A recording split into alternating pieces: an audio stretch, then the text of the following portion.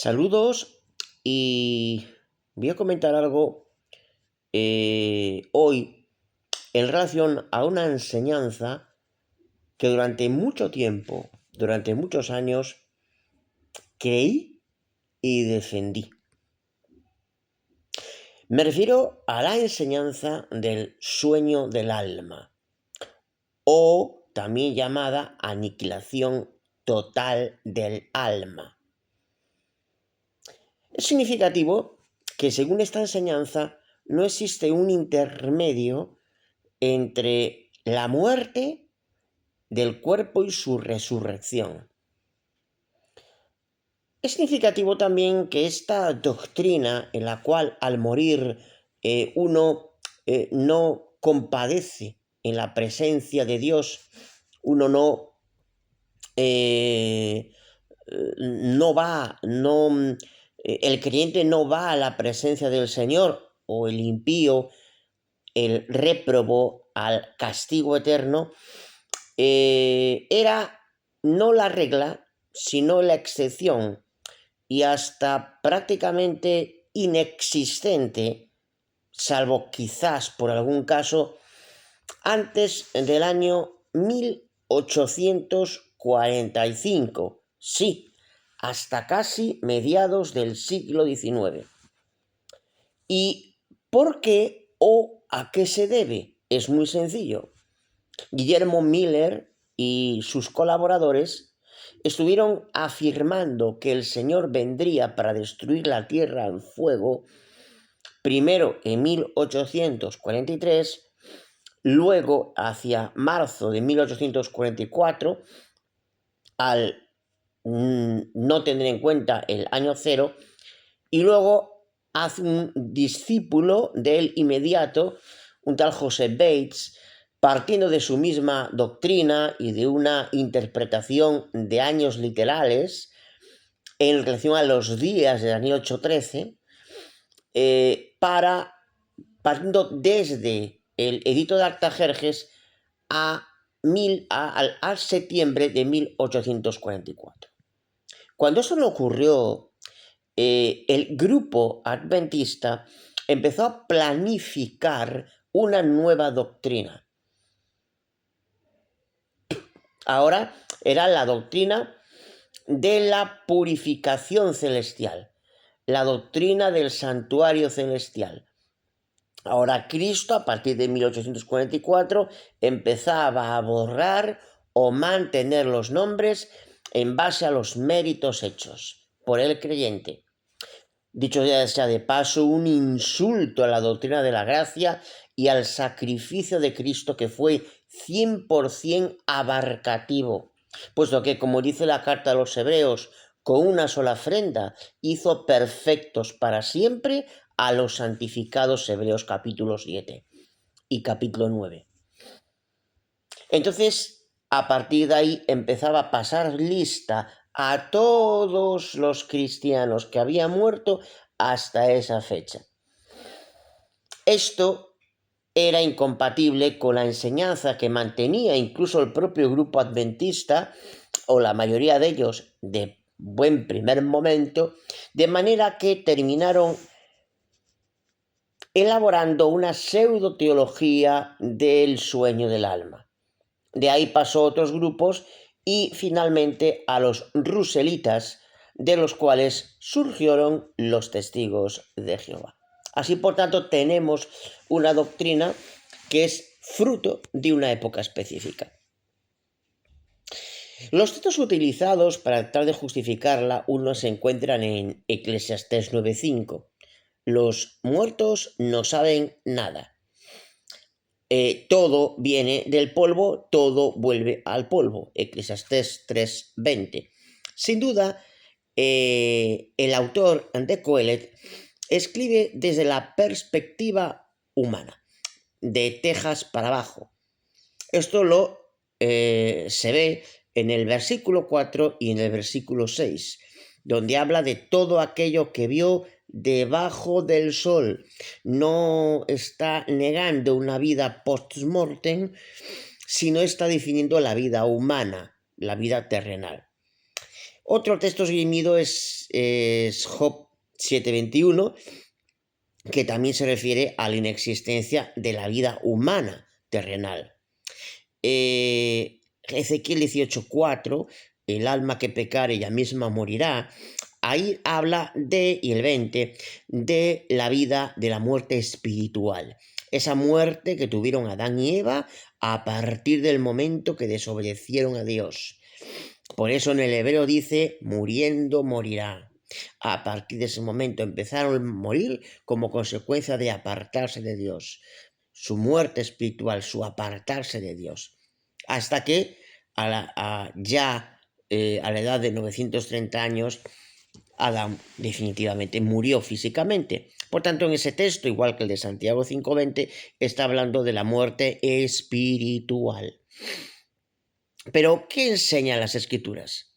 Un texto muy significativo que la Watchtower y los adventistas han deformado se encuentra en Génesis 35:18.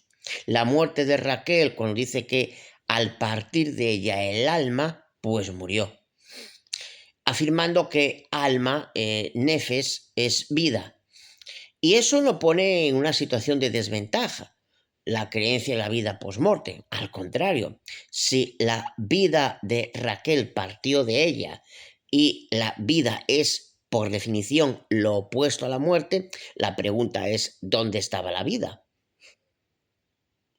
Y es que los apóstoles hablaron claramente del cuerpo como una tienda de campaña. Esto lo vemos en Pablo en 2 Corintios 5:1, y el 6, 8 y 11 dice que estaba de cierto modo, prefería morir para salir de esa tienda de campaña que era su cuerpo y habitar en la presencia del Señor, pero por causa de vosotros prefiero quedar en el cuerpo, en este cuerpo, dentro del cuerpo. 2 Corintios 5:1, 6, 8 al 10, Filipenses 1, 21 al 23, y lo mismo dijo el apóstol Pedro, que cuando muriera partiría de esa tienda que era su cuerpo, como se lo había dicho el propio Jesucristo. Segunda de Pedro 1, 13 al 15.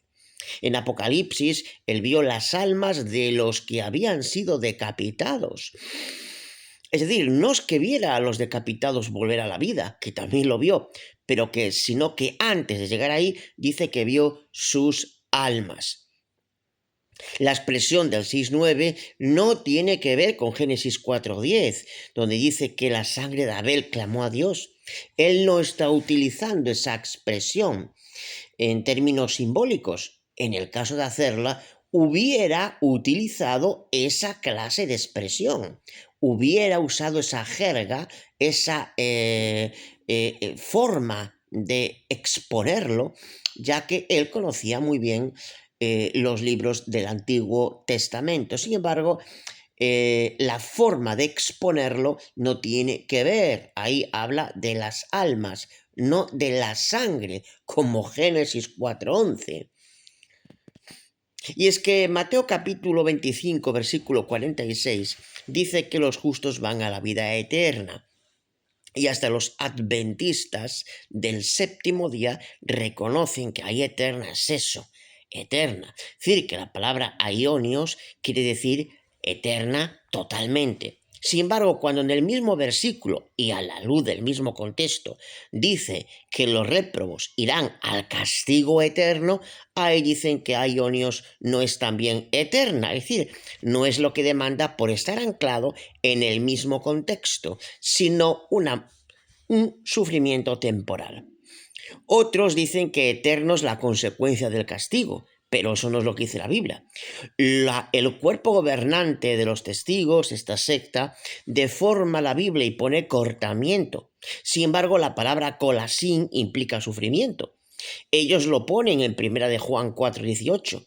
No hay temor en el amor porque el temor lleva en sí castigo, colasín. Colasín castigo, lo que implica sufrimiento, es eterno. Mateo 25:46. Claro, así aquel que muere fuera del Señor, sin tener el Señor en su corazón y en su mente, al final tiene el castigo eterno. Se dice que la palabra infierno es una palabra latina, pero también la palabra cielo, de hecho la palabra que aparece en el Nuevo Testamento es Uranos. El kit de la cuestión es lo que comunica la palabra, no la palabra en sí.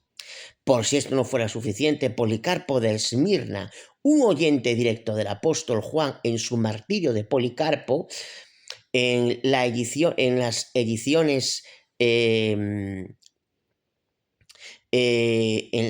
su página 242, dice claramente que él iba a ser castigado. Dice, ¿qué es este fuego que arde por un rato en comparación con el castigo y el juicio y el castigo que es eterno en comparación con ese fuego temporal?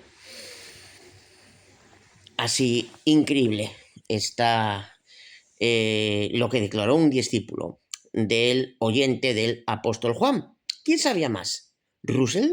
¿Elena de White? ¿O un oyente del apóstol Juan? Así, claramente, antes de Cristo se iba al Sheol, un estado de espera. Y Cristo, cuando resucita, lleva cautiva a la cautividad. Mientras que esa otra parte del Sheol era para los réprobos. Cuando Cristo resucita, a esos que estaban en el Sheol, es decir, en